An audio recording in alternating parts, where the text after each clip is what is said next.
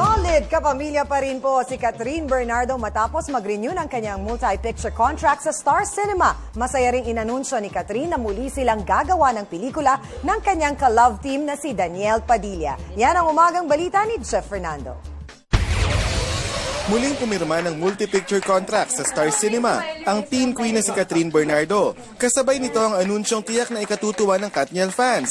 May bagong gagawing pelikula ang love team ni Catherine at Daniel Padilla pagkatapos ng patok nilang teleserye na Pangako Sa'yo. Of course, may movie ako ulit with DJ right after Pangako Sa'yo, yun ang gagawin namin. And yung isa, di-discuss pa nila, hindi ko pa alam. Hindi nga maikakaila ang lakas ng dating sa publiko ng tambalang Katniel. Pero kwento ni Catherine, bukas naman sila ni Daniel sa posibilidad na maitandem sa iba. Well, open naman kami ni DJ dun sa fact na yun, of course, na soon, i-pair up na kami sa ibang mga love team or para magta-try naman ng iba.